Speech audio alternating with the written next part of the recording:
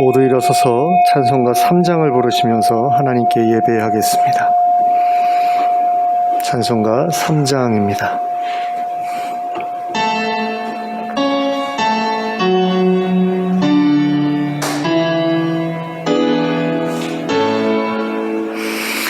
성부 성자와 성령 찬송과 영광 돌려 보내세.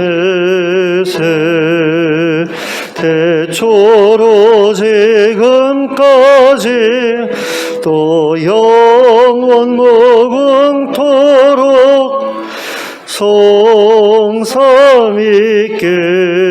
영광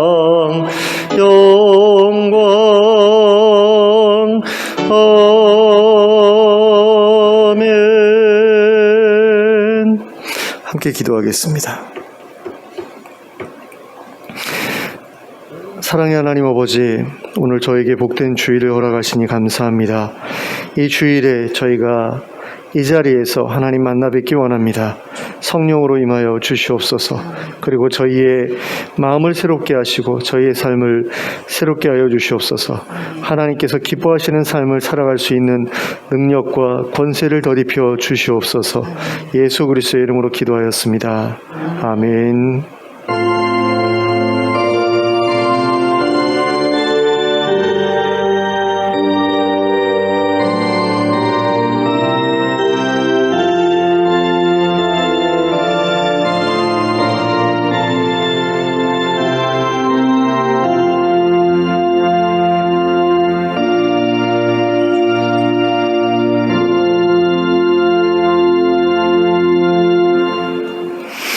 찬송가 64장을 함께 찬송하겠습니다.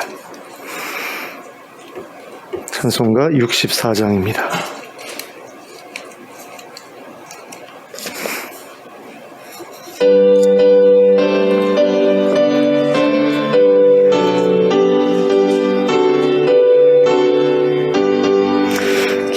기뻐하며 경배하세. 영광의 주 하나님, 주 앞에서 우리 마음 피어나는 꽃 같아. 죄와 슬픔 사라지고 의심 구름 거치니 변함없는 기쁨의 주 밝은 빛을 주시네. 땅과는 만물들이 주의 솜씨 빛내고 별과 천사 노래소리 끊임없이 드높아. 물과 숲과 산과 들자 들판이나 바다나 모든 만물 주의 사랑 기뻐 찬양하여라. 우리 주는 사랑이요 복의 근원이시니 삶이 기쁜 샘이 되어 바다처럼 넘치네.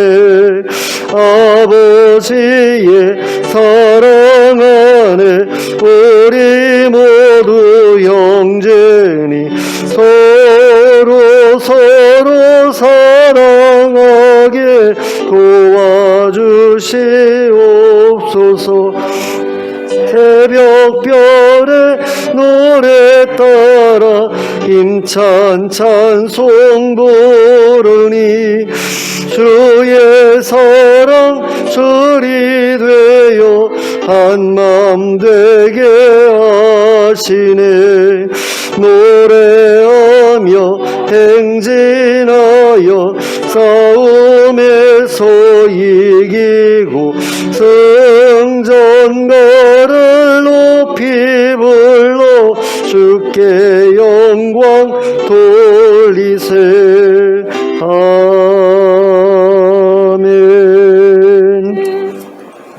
교독문 64번 시편 148편을 함께 교독하겠습니다. 교독문 64번 시편 148편입니다. 제가 먼저 시작합니다. 할렐루야, 하늘에서 여호와를 찬양하며 높은 데서 그를 찬양할지어다. 그의 모든 천사여 찬양하며 모든 군대여 그를 찬양할지어다. 해와 달아 그를 찬양하며 밝은 별들아 다 그를 찬양할지어다. 하늘의 하늘도 그를 찬양하며 하늘 위에 있는 물들도 그를 찬양할지어다. 그것들이 여호와의 이름을 찬양함은 그가 명령하심으로 지음을 받았음이로다. 그가 또 그것들을 영원히 세우시고 피하지 못할 명령을 정하셨도다. 여호와의 이름을 찬양할지어다. 그의 이름이 홀로 높으시며 그의 영광이 땅과 하늘 위에 뛰어나심이로다.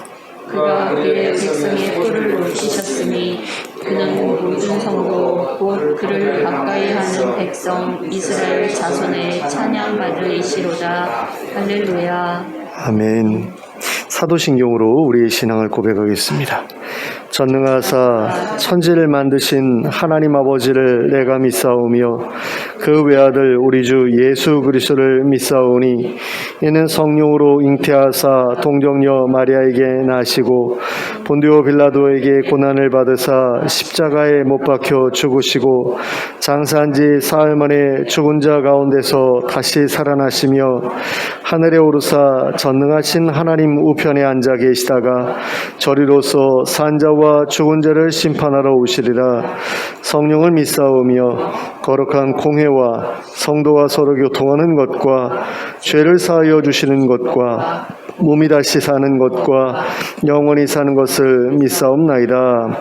아멘. 모두 자리에 앉으셔서 찬송가 211장을 부르시면서 하나님께 봉헌드리겠습니다.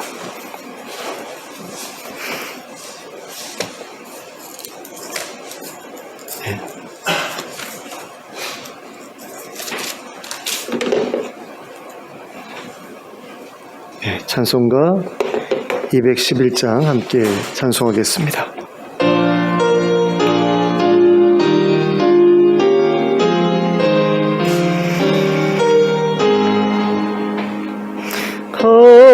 값비싼 양유를 주께 드린 막달라 마리아 돈 받아서 향기로운 산제물 주님께 바치리. 사랑의 주 내 주님께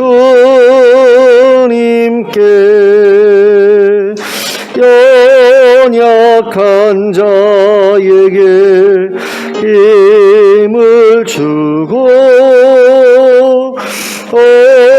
어두운 세상에 빛을 비춰 성실과 인내로 내 영제 이끌리. 사랑의 주 내 주님께 두려운 마음에 소망 주고 슬픔에 쌓인 자 위로하며 길 잃은 자들을 친절히 이끌리. 사랑의 주 내 주님께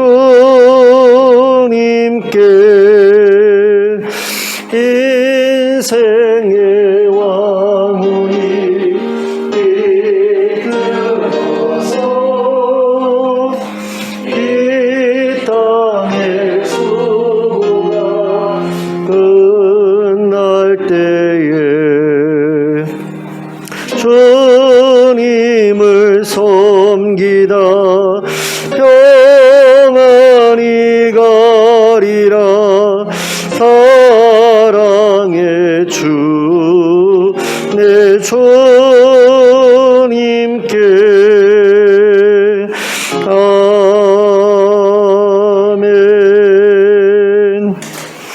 함께 기도하겠습니다. 사랑과 은혜가 풍성하신 하나님 아버지, 하나님의 은혜를 감사합니다. 하나님께서 저희의 삶을 지금까지 이끌어 주셨고, 그래서 이 자리에 있을 수 있도록 하나님께서 허락해 주신 것을 하나님 저희가 알고 있습니다. 하나님, 저희를 이 자리에 부르셨을 때에 하나님께서 특별한 계획과 목적을 가지고 부르신 줄로 믿습니다. 하나님 아버지, 우리가 하나님의 백성으로서 하나님 나라를 세워나가는 그 일에 귀하게 쓰여지길 원하고, 그럼으로써 하나님께서 저희를 통해서 꿈꾸셨던 것들을 이룰 수 있게 되기를 간절히 원합니다. 정말로 많은 하나님의 백성들이 함께 어우러져 살아가는 그런 세상을 만들어가는 그 일에 저희가 귀하게 쓰여지길 원하고, 그 나라의 구성원으로서 하나님께서 예비하신 그 풍성한 복을 누리며 살아가는 저희들 될 수 있기를 간절히 원합니다. 그래서 이 땅에서 하나님 앞에서 어떻게 하나님의 백성으로 준비되어 가야 할지를 고민하는 저희들 먼저 될 수 있도록 허락해 주시고, 그 가운데에서 천국 백성으로서 부족함 없이 준비되는 저희들 되게 하여 주시옵소서. 그래서 그 나라에 들어갔을 때에 하나님 그 나라를 정말로 하나님 뜻하신 대로 세워나갈 수 있는 저희들 되게 하여 주시고, 이 땅에서의 삶과 같이 엉망으로 살아가서 그 나라를 망치게 되는 그런 일이 없도록, 그런 사람들은 아예 그곳에 들어갈 수 있도록 허락되지 않겠지만은 하나님, 우리가 정말 잘 준비해야 됨을 항상 유념하면서 살아갈 수 있도록 인도해 주시옵소서.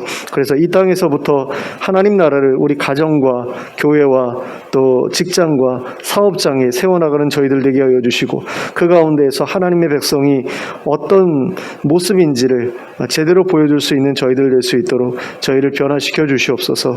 거룩하게 변화시켜 주시고 또 정결하게 변화시켜 주시옵소서. 저희들의 욕망에 따라 살지 않게 하여 주시고, 이기심에 사로잡혀 살아가지 않게 하여 주시고, 우월감과 열등감에 사로잡혀 살아가지 않게 하여 주시옵소서. 하나님 앞에서 또 사람들 앞에서 겸손한 자 되게 하여 주시고 온유한 자 되게 하여 주시옵소서. 그래서 많은 이들 앞에 정말 사랑을 베풀기에 부족함 없는 저희들 되게 하여 주시고, 그 사랑으로 인하여서 하나님의 마음에 흡족한 자로 인정받게 하여 주시옵소서. 하나님 아버지, 이 교회를 통해서 많은 사람들이 하나님께로 돌아올 수 있게 되기를 원합니다. 하나님, 우리가 그 일에 구심점 되기를 원합니다. 저희가 먼저 하나님 앞에서 바로 설 수 있도록 허락해 주시고, 또 하나님의 그 사랑과 또 공의로우심을 많은 사람들 앞에 보여줄 수 있는 그런 저희들 될 수 있도록 은혜를 허락하여 주시옵소서. 또 이 교회를 통해서 우리 교회 주변에 힘들고 어려운 사람들이 도움을 얻게 해주시고, 또 그런 도움을 받으면서 나누고 베푸는 삶이 무엇인지를 하나님 저희가 배우고, 또 다른 이들도 그와 같은 삶에 동참할 수 있도록 이끄는 일들이 계속해서 일어나게 하여 주시옵소서. 해외에 나가서 사역하고 계시는 선교사님들 하나님께서 기억해 주시고, 또 선교단체들도 기억해 주시옵소서. 하나님, 우리 이집트의 이현약 선교사님 가정과 또 알바니아의 김재선 선교사님 가정을 기억해 주시고, 또 국내에서 사역하는 여러 선교사님들도 하나님 기억해 주시길 원합니다. 여러 사역 가운데 있어서 하나님 많은 귀한 일들을 감당하고 있는데, 그것이 해외 선교와 조금 다른 방식으로 이루어지기 때문에 우리가 선교사님이라고 생각하지 못하는 그런 분들도 많이 있지만, 그들 역시 하나님 나라를 세워가는 그 일에 귀하게 쓰여지고 있사오니, 하나님 그들을 기억하면서 그들에게도 하나님 우리가 도움을 베풀 수 있도록 이끌어 주시옵소서. 하나님, 나라가 또 세계가 많이 힘들고 어려운 가운데 있습니다. 기후온난화로 인해서 이상기온이 벌어지고, 또 그래서 어떤 곳은 너무나 춥고 또 어떤 곳은 너무나 따뜻한 그런 겨울을 지나가고 있는 것을 보게 됩니다. 또 튀르키예에서는 엄청난 지진으로 인해서 많은 이들이 고통을 겪고 있습니다. 하나님, 이런 일들을 하나님께서 기억해 주시고 또 긍휼히 여겨 주시길 원합니다. 우리가 하나님을 떠나 살아가는 가운데 우리가 세상을 망쳤고 또 그런 가운데에서 이런 일들이 계속해서 우리들에게 찾아오고 있는데 하나님 아버지 우리가 이 지옥과 같은 그런 그 불행으로부터 온전히 벗어나게 될 그날을 소망하오니 하나님 속히 임하여 주시고 그래서 하나님 나라를 완성하여 주시옵소서. 하나님 이 땅에 모든 더러운 것들이 깨끗하게 불타버리고 하늘에서 내려온 하나님 나라가 이 땅에 임하게 되는 그런 놀라운 일들이 하나님 속히 우리 가운데 허락되기를 원합니다. 그래서 더 이상 고통을 겪는 사람들이 없게 하여 주시고 하나님 아버지 정말 인생의 괴로움 가운데서 고통받는 그런 일들로부터 모든 이들이 벗어나게 되는 그런 역사가 일어나게 하여 주시길 간절히 원합니다. 하나님 아버지 우리가 하나님만을 의지하며 살아갈 수 있게 되기를 원합니다. 이 세상의 것들 언젠가 다 불타버릴 것들에 의지하지 않는 인생 살 수 있기를 원합니다. 그러기 위해 저에게 필요한 것이 있습니다. 하나님을 더 깊이 알아가는 일입니다. 하나님 저희를 하나님 고와 같이 내버려 두지 아니하시길 원합니다. 찾아와 주셔서 만나 주시길 원합니다. 하나님께서 실존하고 계시고 또 저희를 눈동자같이 살피고 계심을 저희로 확신할 수 있는 그런 기회를 저에게 허락하여 주시고 그래서 하나님의 실존을 경험하는 가운데 하나님의 임재를 경험하는 가운데 저의 마음이 항상 하나님을 향하게 하여 주시고 하나님만을 의지하게 하여 주시옵소서. 하나님 아버지 우리가 예배 가운데 하나님의 임재를 경험하기를 원합니다. 성령으로 찾아와 주시옵소서. 말씀하여 주시옵소서. 하나님의 뜻을 저희에게 알려주시고 또 하나님의 능력과 권세를 저희에게 보여주시옵소서. 그리고 저희가 드리는 찬양과 기도와 예물을 기쁘게 받아주시고 또 이 예물이 사용되는 곳마다 하나님의 영광이 드러나는 것을 보게 하여 주시옵소서. 또 드린 손길에 많은 것으로 하나님 갚아주셔서 우리 성도들의 삶 가운데 궁핍함이 없게 하여 주시옵소서. 또 건강에 어려움이 있는 성도들에게 건강을 허락해 주시고 하나님과 동행하면서 기쁘고 즐거운 삶을 살아갈 수 있는 그런 은혜가 끊이지 않을 수 있도록 역사하여 주시옵소서. 이 모든 말씀을 예수 그리스도의 이름으로 기도하였습니다. 아멘.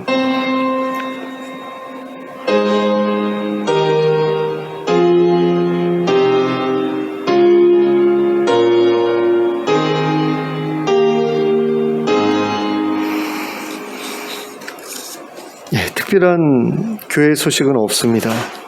주보를 참고해서 우리 성도님들 아픈 분들 위해서 기도해 주셨으면 좋겠습니다. 그리고 코로나19의 종식도 확실하게 이루어질 수 있도록 계속해서 기도해 주시길 바랍니다. 좌우를 둘러보시면서 인사 나누시기 바랍니다. 잘 오셨습니다. 반갑습니다. 하나님의 말씀 함께 보시겠습니다. 누가복음 16장 1절부터 14절까지의 말씀입니다. 누가복음 16장 1절부터 14절까지의 말씀입니다. 원래 13절에서 끊는 게 맞는데 14절까지 봐야 될 이유가 있어서 14절까지 보는 것으로 하겠습니다. 함께 합독하겠습니다. 시작. 또한 제자들에게 이르시되 어떤 부자에게 청지기가 있는데 그가 주인의 소유를 낭비한다는 말이 그 주인에게 들린지라. 주인이 그를 불러 이르되 내가 내게 대하여 들은 이 말이 어찌 됨이냐. 내가 보던 일을 세마라. 청지기 직무를 계속하지 못하리라 하니 청지기가 속으로 이르되 주인이 내 직분을 빼앗으니 내가 무엇을 할까? 땅을 파자니 힘이 없고 빌어먹자니 부끄럽구나. 내가 할 일을 알았도다. 이렇게 하면 직분을 빼앗긴 후에 사람들이 나를 자기 집으로 영접하리라 하고 주인에게 빚진 자를 일일이 불러다가 먼저 온 자에게 이르되 내가 내 주인에게 얼마나 빚졌느냐. 말하되 기름 100마리니이다. 이르되 여기 내 증서를 가지고 빨리 앉아 50이라 쓰라 하고 또 다른 이에게 이르되 너는 얼마나 빚졌느냐. 이르되 밀 100석이니이다. 이르되 여기 내 증서를 가지고 80이라 쓰라 하였는지라. 주인이 이 옳지 않은 청지기가 이를 지혜 하였으므로 칭찬하였으니 이 세대의 아들들이 자기 시대에 있어서는 빛의 아들들보다 더 지혜로움이니라. 내가 너희에게 말하노니 불의의 제물로 친구를 사귀라. 그리하면 그 제물이 없어질 때에 그들이 너희를 영주할 처소로 영접하리라. 지극히 작은 것에 충성된 자는 큰 것에도 충성되고 지극히 작은 것에 불의한 자는 큰 것에도 불의하니라. 너희가 만일 불의한 제물에도 충성하지 아니하면 누가 참된 것으로 너희에게 맡기겠느냐? 너희가 만일 남의 것에 충성하지 아니하면 누가 너희의 것을 너희에게 주겠느냐? 집 하인이 두 주인을 섬길 수 없나니 혹 이를 미워하고 저를 사랑하거나 혹 이를 중히 여기고 저를 경히 여길 것임이니라. 너희는 하나님과 재물을 겸하여 섬길 수 없느니라. 바리새인들은 돈을 좋아하는 자들이라. 이 모든 것을 듣고 비웃거늘. 세리들이나 죄인들과 어울린다는 이유로 예수님을 비판하던 바리새인들에게 반박하기 위해 예수님께서는 세 가지의 비유를 말씀하셨습니다. 잃은 양의 비유, 잃어버린 드라크마의 비유, 잃어버린 아들의 비유, 이렇게 세 가지였죠. 그리고 이에 덧붙여서 불의한 청지기의 비유라는 이름으로 알려져 있는 비유를 하나 더 말씀하셨습니다. 이 비유의 주인공이라고 할 수 있는 청지기는 자기 주인의 재산을 관리하는 일을 맡고 있었습니다.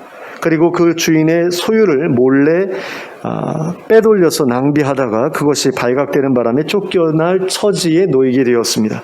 그러자 이 청지기는 자신이 쫓겨난 이후를 대비하기 위해 빚진 사람들을 하나씩 불러 그들의 채무 증서를 위조해서 빚을 줄여 주었습니다. 기름 100마를 빚진 사람은 기름 50마를 빚진 것으로 바꿔주었고 밀 100석을 빚진 사람은 밀 80석을 빚진 것으로 바꿔주었습니다. 그리고 그렇게 함으로써 자신이 청지기직에서 쫓겨난 후에 그 사람들의 도움을 받아 먹고 살 길을 마련하고자 하였습니다. 그런데 이 비유의 마지막 부분을 보면 청지기의 주인이 그 청지기를 칭찬했다고 기록하고 있는 것을 보게 됩니다. 그리고 이 부분은 참으로 이해하기가 어려운 부분이 아닐 수 없습니다. 이 청지기가 한 일은 주인에게 큰 손해를 끼치는 일이었기 때문에 이 주인이 그 청지기를 칭찬한다고 하는 것은 말이 되지 않는 일일 수밖에 없습니다. 그러면 우리는 이 상황을 어떻게 이해해야 하는 것일까요? 일단 이 주인이 청지기를 칭찬했다고 했을 때 그 칭찬이라는 것은 청지기가 옳은 일을 했다고 칭찬한 것이 아니었다는 점을 분명히 할 필요가 있습니다. 그렇다면 그 주인이 청지기를 칭찬했던 데에는 다른 이유가 있었을 것입니다. 그러면 그 주인이 청지기를 무엇이었을까요? 그것은 그 청지기가 청지기의 직을 내려놓은 이후의 삶을 미리 준비했기 때문이라고 할 수 있습니다. 그리고 그 일이 옳지 않은 방식으로 이루어진 것이었기 때문에 옳은 방식으로 이루어진 것이 아니었다는 점에 있어서 그 주인의 칭찬은 칭찬이라기보다는 감탄이었다라고 보는 게 더 적절할 것 같습니다. 다시 말해서 퇴직 준비의 방식은 옳지 않았지만 어쨌거나 확실한 퇴직 준비를 했다는 점에서는 칭찬받을 만한 일이었다라는 거죠. 그리고 그 방식도 옳지는 않았지만 주인이 보기에는 감탄할 방식이었다라는 겁니다. 그리고 주인이 청지기의 불의한 일 처리 방식에 감탄했던 이유를 한 가지 더 생각해 보자면 그것은 이 주인 또한 불의한 사람이었기 때문이다. 이렇게 볼 수 있을 것 같습니다. 이 주인도 불의한 주인이었기 때문에 불의한 청지기가 한 그 불의한 일 처리 방식에 대해서 야, 이런 방법을 사용하다니 하면서 감탄했을 수 있다라는 거죠. 그렇게 볼 수 있는 근거를 우리는 8절에서 발견할 수 있게 됩니다. 예수님께서는 8절 전반부에서 주인이 이 옳지 않은 청지기가 일을 지혜 있게 하였으므로 칭찬하였다라고 말씀하시면서 8절 후반부에서는 그 이유에 대해 이렇게 말씀하셨습니다. 이 세대의 아들들이 자기 시대에 있어서는 빛의 아들들보다 더 지혜롭기 때문이다. 자, 그리고 여기에서 예수님이 이 세대의 아들들이라고 말씀하신 사람들 가운데에는 불의한 청지기만이 아니라 그 주인도 포함되어 있었다라고 보아야 하는 거죠. 그러면 이 청지기의 주인을 불의한 사람이라고 볼 수 있는 이유는 무엇입니까? 일단 이 사람은 부자였고 자신의 재산을 다른 사람들에게 빌려주는 그런 일을 하고 있었습니다. 돈을 빌려주는 것은 아니었지만 기름이나 밀과 같은 것을 빌려주는 사업을 하고 있었다라는 거죠. 근데 그것을 빌려주고 그냥 그것만 돌려받았겠습니까? 이자도 받았겠죠. 그 이자를 받아서 소득을 올리고 있는 그런 일을 하는 사람이었다라는 겁니다. 오늘날로 바꿔 보면 일종의 사채업 같은 일을 하고 있었던 그런 부자였다라는 겁니다. 그런 점에서 이 주인은 예수님께서 누가복음 12장에서 비유로 말씀하셨던 부자와 같은 부류의 부자였다라고 볼 수 있습니다. 누가복음 12장 16절에서부터 21절까지의 말씀을 보면 이렇게 기록하고 있는 것을 보게 됩니다. 또 비유로 그들에게 말하여 이르시되 한 부자가 그 밭에 소출이 풍성함에 심중에 생각하여 이르되 내가 곡식 쌓아둘 곳이 없으니 어찌할까 하고 또 이르되 내가 이렇게 하리라 내 곡간을 헐고 더 크게 짓고 내 모든 곡식과 물건을 거기 쌓아두리라 또 내가 내 영혼에게 이르되 영혼아 여러 해 쓸 물건을 많이 쌓아두었으니 평안히 쉬고 먹고 마시고 즐거워하자 하리라 하되 하나님은 이르시되 어리석은 자여 오늘 밤에 내 영혼을 도로 찾으리니 그러면 내 준비한 것이 누구의 것이 되겠느냐 하셨으니 자기를 위하여 재물을 쌓아두고 하나님께 대하여 부요하지 못한 자가 이와 같으니라. 자, 이처럼 많은 재산을 쌓아두고 그것을 빌려주는 대가로 이자를 받아서 노후 생활을 누리려고 했던 이런 부자에 대해서 예수님이 어리석다라고 말씀하시잖아요. 근데 그 어리석은 그 부자가 불의한 부자로도 볼 수 있는 거죠. 사실 유대인들 같은 경우는 율법에 의하면 뭔가를 빌려주고 거기에 대해서 이자를 받는 것이 금지되어 있었습니다. 이방 사람들에게는 이자 받고 빌려줘도 됐지만 자기 동족들한테는 이자를 받지 못하게 되어 있었어요. 그런데 이 주인이 청지기를 밑에 두고 자신의 재물을 다른 사람들에게 빌려주고 이자를 받고 하는 그런 일을 했다라는 것을 보면 이 사람은 불의한 사람이었다라고 볼 수 있는 여지가 있는 거죠. 그리고 빌려주기 위해서는 기본적인 자산이 있어야 되잖아요. 쌓아둔 게 있어야 빌려줄 수 있을 것 아닙니까? 그러니까 누가복음 12장에서 예수님께서 어리석다고 말씀하신 그 부자와 16장에 나오는 이 부자는 같은 부류에 속한 부자였다라고 볼 수 있고 그런 점에서 오늘 본문에 나오는 이 부자 역시 자기의 청지기와 마찬가지로 불의한 부자였다라고 볼 수 있다라는 거죠.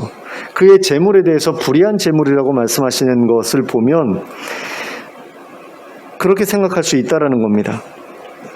그런 점에서 청지기가 자신의 퇴직 이유를 생각해서 벌였던 일은 이 주인으로 하여금 흥미와 감탄을 불러일으킬 만한 일이 아닐 수 없었을 것입니다. 자, 그런데 여기에서 중요한 지점은 예수님께서도 이 불의한 청지기가 했던 일에 대해서 무조건 잘못된 일이다라고 말씀하지 않으셨다라는 겁니다. 무언가 배울 점이 있는 일이라고 말씀하고 계시는 것을 우리가 9절에서 볼 수 있습니다.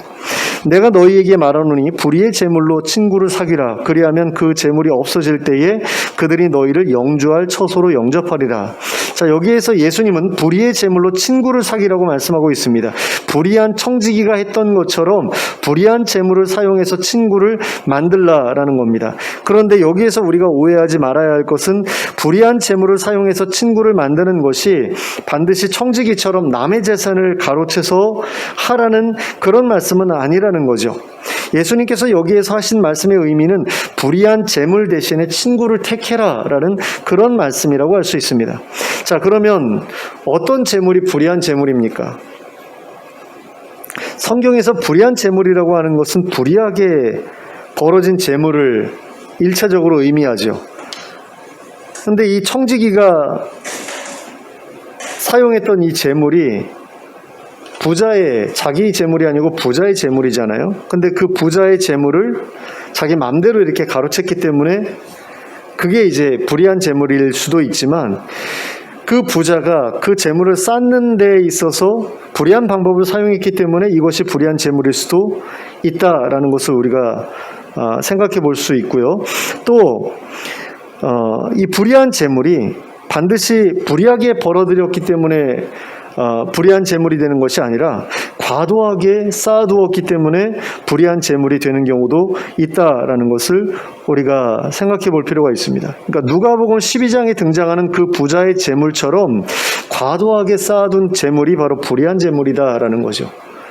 그 원래 다른 사람들에게 돌아갔어야 될 목인데 그걸 자기가 다 긁어 모아가지고 자기 자신만을 위해 쓰기 위해 이렇게 쌓아두었기 때문에 그것이 불의한 재물로 하나님께 여겨질 수 있다라는 겁니다. 그러므로 불의한 재물로 친구를 사귀라는 말씀은 재물을 그렇게 쌓아두어서 불의한 재물이 되게 하지 말고 그 재물을 풀어서 친구를 만들라는 것을 뜻합니다. 선한 사마리아인의 비유와 연결해서 생각하면 쌓아둔 재물을 풀어서 이웃을 만들라. 그 재물이 필요한 사람에게 다가가서 이웃이 되어주라. 이런 말씀이라고도 할 수 있다는 거죠. 그리고 그렇게 불의한 재물로 친구를 사귀게 되면 그 재물이 없어질 때에 그들이 너희를 영주할 처소로 영접할 것이라고 하셨습니다. 이것은 그 불의한 재물이 언젠가는 없어질 때가 온다라는 그런 이야기죠.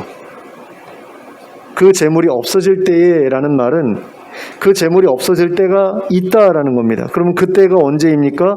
이 세상의 모든 것들이 불타버릴 때입니다. 그런데 그때가 되면 내가 불의한 재물로 사귀었던 그 사람들이 나를 영주할 처소로 영접할 것이라는 거죠. 내가 재물을 베풀어 도움을 주었던 그 사람들이 나로 하여금 영원한 하나님 나라에 들어갈 수 있게 해줄 것이다 라는 겁니다. 예수님께서 누가복음 14장에서 말씀하셨던 것처럼 불의한 재물로 가난한 사람들에게 먹을 것을 베풀어 주면 마지막 날에 하나님께서 가난한 이들을 대신해서 영생의 복을 주실 것이다 라는 그런 말씀입니다. 누가복음 14장 13절과 14절 말씀입니다. 잔치를 베풀거든 차라리 가난한 자들과 몸 불편한 자들과 저는 자들과 맹인들을 청하라. 그리하면 그들이 갚을 것이 없으므로 내게 복이 되리니 이는 의인들의 부활 시에 내가 갚음을 받겠음이라 하시더라.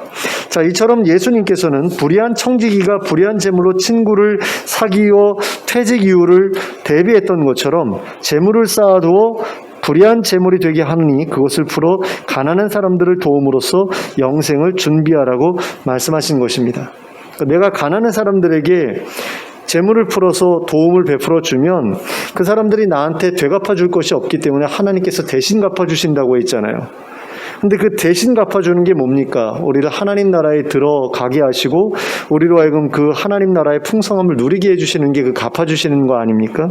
그걸 예수님께서 지금 말씀하시고 계시다라는 거예요. 불의한 재물로 친구를 사귀라는 것은 바로 재물 쌓아두지 말고 그걸 가난한 사람들에게 베풀어서 그것으로 영생을 준비하라. 그런 말씀이다라는 겁니다. 그리고 이어서 다음과 같이 말씀하셨습니다. 10절부터 12절 말씀입니다. 지극히 작은 것에 충성된 자는 큰 것에도 충성되고 지극히 작은 것에 불의한 자는 큰 것에도 불의하니라. 너희가 만일 불의한 재물에도 충성하지 아니하면 누가 참된 것으로 너희에게 맡기겠느냐? 너희가 만일 남의 것에 충성하지 아니하면 누가 너희의 것을 너희에게 주겠느냐? 자, 이 구절을 제대로 해석하기 위해서는 먼저 10절의 작은 것과 11절의 불의한 재물과 12절의 남의 것이 모두 같은 것을 의미한다는 사실을 알아야 합니다. 그리고 동시에 10절의 큰 것과 11절의 참된 것과 12절의 너희의 것이 모두 같은 것을 의미한다는 사실도 알아야 합니다. 그리고 그렇게 보면 이 구절을 해석하는 데 있어서 가장 중요한 것은 11절의 참된 것과 12절의 너희의 것이 의미하는 것이 무엇인가를 이해하는 것이라고 할 수 있습니다. 그러니까 10절의 큰 것, 11절의 참된 것, 12절의 너희의 것이 다 같은 것을 의미한다라고 했을 때 이것이 무엇이냐를 알아야 이 말씀의 의미를 이해할 수 있다는 거죠. 그러면 그게 뭘까요? 11절의 참된 것, 12절의 너희의 것. 그것이 뭡니까? 바로 영생 또는 하나님 나라 또는 하늘에 쌓아둔 보화라고 할 수 있을 겁니다. 그리고 그렇게 보면 10절에서 지극히 작은 것에 충성한다는 것은 불의한 재물로 친구를 사귀는 일에 충실한 것을 의미하고, 그 작은 일을 잘 한 사람이라야 큰 것에도 충성할 수 있다는 것은 불의한 재물로 친구를 사귀는 일에 충성했던 사람이라야 하나님 나라에서의 삶도 제대로 살아낼 수 있을 것이다 라는 의미라고 할 수 있습니다. 마찬가지로 11절에서 불의한 재물에 충성한다는 것 역시 불의한 재물로 친구를 사귀는 일에 충실한 것을 의미하고, 그 일을 잘하는 사람에게라야 참된 것이 맡겨진다는 것은 불의한 재물로 친구를 사귀는 일에 충실했던 사람이라야 하나님 나라가 허락되리라는 의미라고 할 수 있습니다. 그리고 12절에서 남의 것에 충성한다는 것은 남에게 돌아가야 할 몫을 그 사람에게 성실하게 돌려준다는 것을 의미하고, 그 일에 성실했던 사람이라야 너희의 것, 자신이 누려야 할 몫을 하나님 나라에서 받아 누릴 수 있게 되리라는 의미라고 할 수 있습니다. 자, 이 세상에 어떤 지역에서는 어마어마한 부를 누리면서 살아가지요. 그런데 어떤 지역에서는 사람들이 막 굶어 죽고 그러잖아요. 그런데 성경이 우리에게 가르치는 바는 무엇이냐면, 하나님께서는 이 땅을 살아가고 있는 사람들이 누구도 굶어 죽지 않을 정도의 그런 먹을 것을 이 땅에 허락해 주셨다라는 거죠. 근데 어떤 곳에서는 굶어 죽어가는 사람들이 생기고, 어떤 곳에서는 음식이 남아서 쓰레기로 버리고 하는 일이 벌어지잖아요. 이게 왜 이런 일들이 벌어집니까? 욕심 부리는 사람들 때문이죠. 욕심을 부리는 사람들이 이 사람들에게 돌아가야 될 몫까지 자기네들이 가지고서 쓰다가 남으면 버리고, 또는 돈 때문에 버리고, 이런 일들이 벌어지다 보니까 굶어 죽어가는 사람들이 생기는 거거든요. 그러니까 그 몫을 그 사람들에게 돌려주는 일을 해야 된다라는 겁니다. 근데 그러지 않고 계속해서 자기들만 쌓아가지고 자기들만 누리고 살아가는 가운데 이 사람들이 굶어 죽어가게 내버려 두면 이 사람들에게는 하나님 나라에 들어갈 자격이 없다라는 그런 이야기가 된다라는 거죠. 제가 예전에 좀 충격받았던 그런 이야기가 있는데요. 그 세계적인 곡물 회사가 있거든요.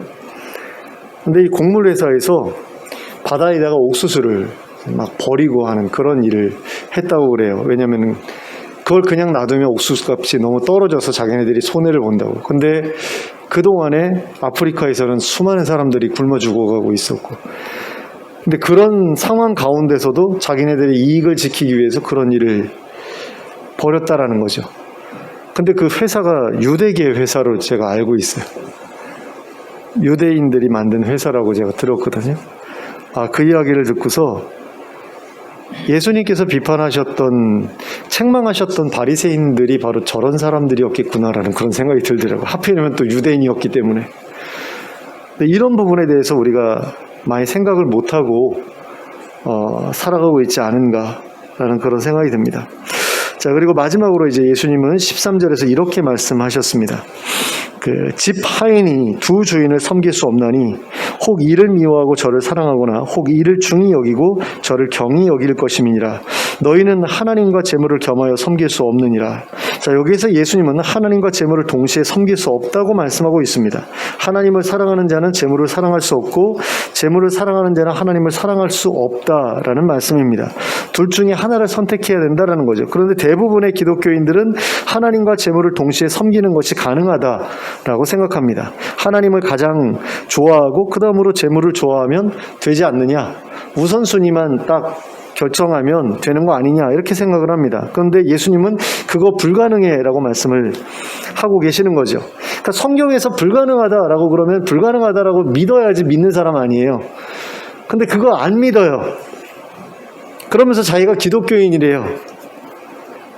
그러니까 하나님과 재물을 동시에 섬기는 게 가능하다라고 이야기를 하는데, 그 김동호 목사님이 말씀하셨던 그 청불원도 어떻게 보면은 두 개 같이 섬기는 게 가능하다라는 이야기하고 통하는 이야기거든요.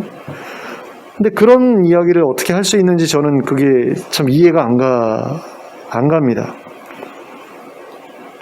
예수님은 불가능하다라고 이야기를 해요. 왜 그렇습니까? 현실이 실제로 그렇거든요. 재물을 사랑하는 사람에게는 적당히 사랑한다는 것이 존재하지 않기 때문입니다. 그리고 그것은 재물이라는 것에 중독성이 있기 때문이에요. 그러니까 재물이라기보다는 재물 쌓기라는 것에 중독성이 있기 때문이라는 겁니다. 알코올 중독자에게는 술을 적당히 마신다라는 게 불가능한 일이죠. 아예 안 마시거나 아니면 거기에 사로잡혀 살거나 둘 중에 하나죠. 적당히는 없습니다. 게임 중독자들에게도 게임을 조금만 한다라는 것은 불가능한 일입니다. 게임을 아예 하지 않거나 아니면 게임에 빠져 살거나 둘 중에 하나죠. 저도 좀 중독 성향이 있는데 어떤 소설 같은 걸 보다 보면 중간에 멈추는 게 잘 안 돼요. 끝까지 봐야 돼요. 근데 드라마 같은 것도 그런 게 있더라고요. 뭐 중국 드라마 같은 거 보면은 뭐 40편짜리, 뭐 50편짜리 이렇게 되잖아요. 삼국지나 이런 거 보면. 근데 그런 거를 어떤 사람들 이야기 들어보면 한 번 시작해가지고 며칠 동안 휴가 내고서 하나 시작해가지고 며칠 동안 밤을 새가면서 그걸 다 봤다고 그러더라고요. 끊지 않고. 그런 게 이제 중독인 거죠. 그러니까 아예 보지 않거나 아니면 빠져서 보거나.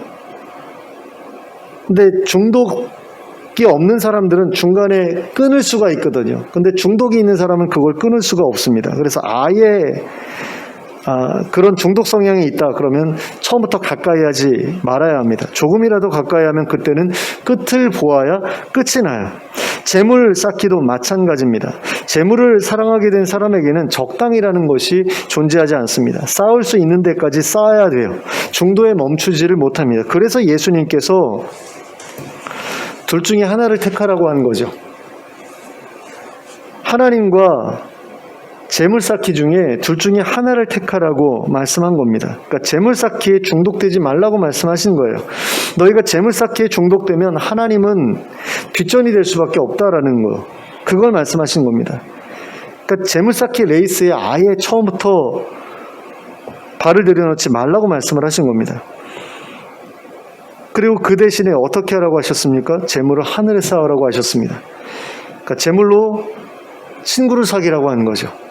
재물을 가난한 사람들에게 베풀어 주라고 한 겁니다. 재물로 이웃을 만들라고 하신 겁니다. 재물을 풀어서 영원한 하나님 나라에서 함께 지낼 사람들을 구원하라고 하신 거예요. 근데 예수님께서 여기에서 이런 말씀을 하신 이유는 무엇일까요? 누가복음 15장에서 세리들이나 죄인들을 구원하는 일의 중요성에 대해서 말씀하시던 예수님이 어째서 갑자기 재물을 풀어 친구를 사귀라는 그런 말씀을 하신 것일까요? 그것은 재물을 풀어 구원해 주어야 할 대상인 가난한 사람들 또한 세리들이나 죄인들만큼이나 바리새인들로부터 외면당하던 사람들이었기 때문입니다. 그래서 15장에서 세리들이나 죄인들의 소중함을 말씀하신 다음에 16장에서 가난한 사람들의 소중함에 대해서 말씀하기 시작한 것입니다. 이처럼 예수님께서는 누가복음 15장과 16장을 통해서 바리새인들이 멸시하고 외면하고 배척했던 사람들인 세리들과 죄인들과 가난한 사람들이 하나님이 보시기에 얼마나 소중한 존재인지에 대해, 그리고 그들과 어울리고 그들을 돕고 그들을 돌아오게 하는 일이 얼마나 귀한 일인가에 대해 말씀하셨습니다.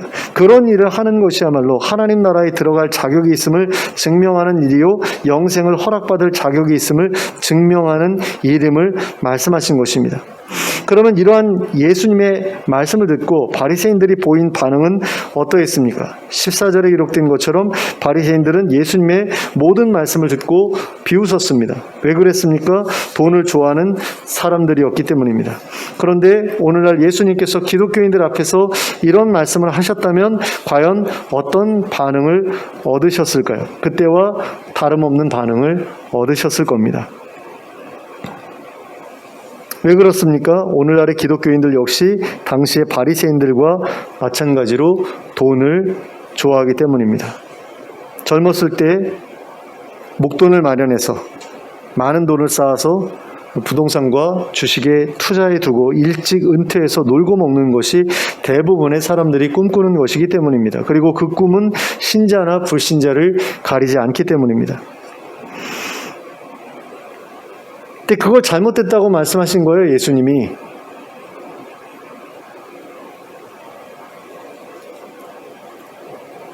수용이 되세요? 수용이 안 되면 안 믿는 거죠. 이런 이야기를 강남에 있는 교회에 가서 제가 설교를 했다 그러면 그 교인들이 비웃을 거예요. 그리고 다시는 저 사람 불러서 설교시키지 말라고 하겠죠. 근데 뭐 강남만 그러겠어요? 거의 대부분의 기독교인들이 다 그게 정석이라고 생각하잖아요. 노후를 대비해서 젊었을 때 많은 돈을 벌어서 부동산과 주식에 투자해서 거기서 나오는 그 이자나 아니면 월세나 이런 것들로 먹고 사는 게 당연한 일이라고 생각을 하고 있는데 예수님께서 그거 아니야라고 말씀하셨으니까. 근데 누가복음 12장을 보면 예수님께서는 그런 사람들을 향해서 어리석은 사람이라고 말씀하고 계시거든요. 그런 점에서 오늘날의 기독교인들 대부분도 그 어리석은 자들 가운데 포함되어 살아가고 있다라고 볼 수 있는 겁니다. 수많은 기독교인들이 하나님 나라에 들어가지 못할 만한 그런 삶을, 그런 준비되지 않은 삶을 계속해서 살아가고 있다라는 이야기라는 겁니다. 물론 예수님께서는 우리가 퇴직 준비를 하는 것이나 노후 대비를 하는 것에 대해서 무조건 잘못됐다라고 말씀하시는 게 아니에요. 그러니까 오늘의 본문에서 보는 것처럼 예수님께서도 미래를 대비하는 것에 대해서 지혜롭다라고 인정하셨습니다. 그러니까 퇴직 준비나 노후 대비 해야 되지요. 하지 말라는 건 아닙니다. 근데 예수님께서 경계하시는 것은 그겁니다. 영원한 미래에 대해서 준비하는 것은 소홀히 하면서 이 땅에서의 미래에 대해서만 준비하는 것에 매몰되어 살아가는 것, 이것에 대해서 예수님께서 경고하고 계신 겁니다. 수많은 재산을 쌓아두고도 가난한 사람들이 굶어 죽든 말든 자기 배만 채우면 된다라고 생각하며 살아가는 것을 경고하고 계신 것이라고 할 수 있습니다. 그렇다고 해서 가난한 사람들을 돌보아야 할 의무가 엄청난 갑부들에게만 주어져 있는 것이라고 할 수는 없습니다. 적어도 먹고 사는 데에 부족함이 없는 사람이라면, 그래서 삶에 여유가 있는 사람이라면 주변에 가난한 사람들을 돌보아야 될 책임에서 벗어날 수가 없습니다. 그리고 더 나아가서 삶의 여유가 없는 가운데서도 나보다 더 어려운 삶을 살아가는 사람들을 도울 수 있다면 더 좋겠죠. 그리고 그러한 우리의 나눔은 이 세상의 모든 것이 불타고 난 뒤에 하나님의 나라가 이 땅에 임하게 될 때에 하나님께 돌려받게 될 것입니다. 하나님의 나라가 상으로 우리에게 돌아올 것입니다. 얼마나 베풀어야 될 것이냐, 얼마나 쌓아두어도 괜찮을 것이냐에 대해서는 누구도 정확하게 이래야 된다라고 정해줄 수는 없을 것 같아요. 그건 자신이 하나님과의 관계 속에서 결정해야 될 문제라고 봅니다. 그러니까 노후 대비를 하되 어느 정도까지 쌓아서 노후 대비를 할 것인가에 대한 기준은 주변에서 뭐라고 말할 거리는 안 된다라는 거죠. 그건 하나님께서 판단하실 몫이기 때문에 우리가 함부로 저 사람은 너무 많이 쌓아두고 살아 라고 말할 수는 없을 것 같습니다. 물론 이제 집이 10채, 20채, 30채 이렇게 된다 그러면 저건 좀 심하지 않나라는 우리가 생각은 그 정도는 할 수가 있겠죠. 근데 집 한 채, 두 채 정도, 자기가 벌어서 산 거, 부모님한테 물려받은 거 2채 정도 가지고 있다가 아들, 딸 하나씩 나눠주고 그런 거 가지고 저 사람은 쌓아두었기 때문에 저 사람은 지옥 갈 거야 이렇게 말할 수는 없다라는 겁니다. 하지만 하나님 앞에서는 분명하게 그 부분에 대해서 정산해야 될 때가 있다라는 거죠. 그러니까 어느 정도까지를 하나님께서 허용하실지에 대해서는 우리는 알 수가 없습니다. 그래서 고민이 필요하고 그 부분에 대해서 결단이 필요한 거죠. 어떤 사람들은 정말 다 나눠주고 다 베풀어주고 다 교회에다가 가난한 사람들 나눠주라고 내어놓고 그러기도 했잖아요. 바나바 같은 사람들은 그렇게 하지 않았습니까? 근데 다 그렇게 살 수는 없는 거죠. 자기 재산 가지고 여유 있는 가운데 살면서 주변 사람들 도우면서 살았던 그런 기독교인들도 많이 있잖아요.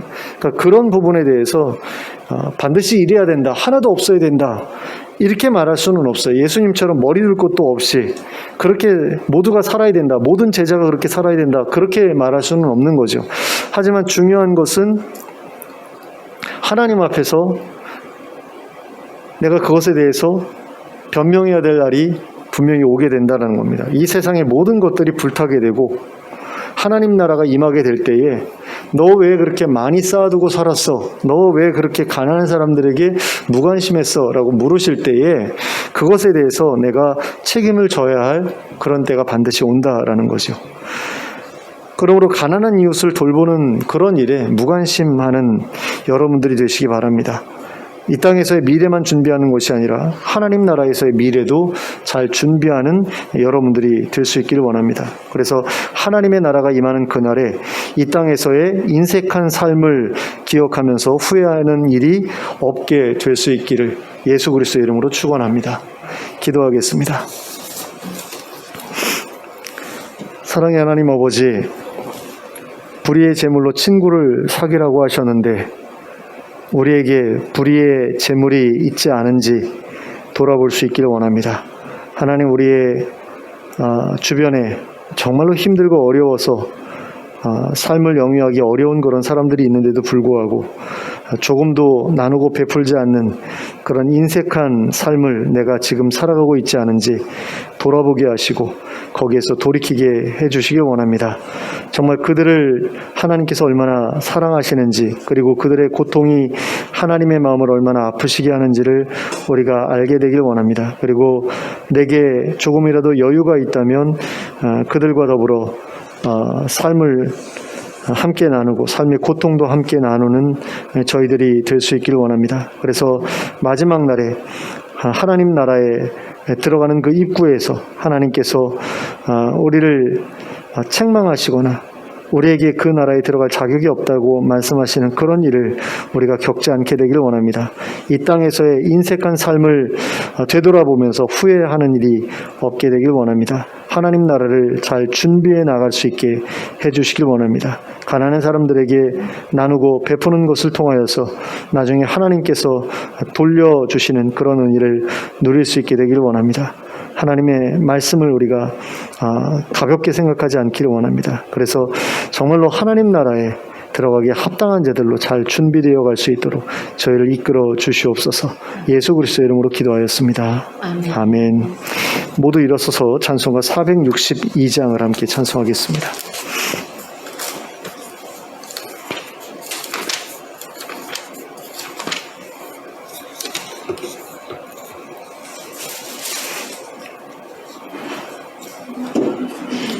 찬송가 462장입니다.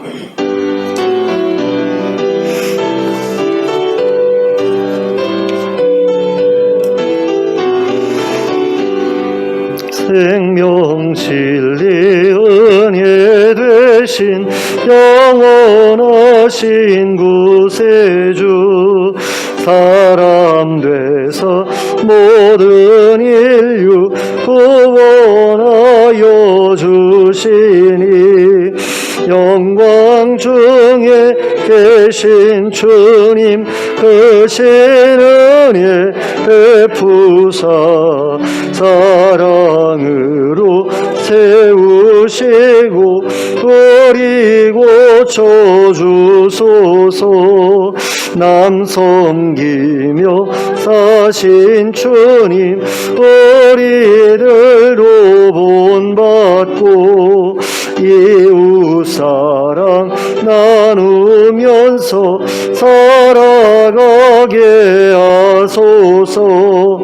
온 세상에 금은 보아 모두 주의 것이니, 책임 맡은 일꾼으로 충성하게 하소서. 사랑의 주 평화의 왕 우리 중에 오셔서 모든 싸움 다 그치고 하나 되게 하소서. 지난 날의 어두움과 환란 풍파 지나고 형제 사랑 밝은 장래 이루어지게 하소서. 행진하는 주의 무리 빈부귀천 없으니, 한 마음으로 봉사하고 같은 주님 모시네. 우리에게 하나 되라 분부하신 주시여, 예 뜻이 이 땅 위에 이루어지게 하소서. 아멘. 함께 기도하겠습니다. 이제는 우리 주 예수 그리스도의 은혜와 하나님 아버지의 극진하신 사랑과 성령님의 감동감화 통하심이 우리의 제물로 친구를 사귐으로써 하나님 나라를 잘 준비해 나가기를 소원하는 주의 백성들 머리 위에 지금부터 영원토록 함께 하실지어다. 아멘.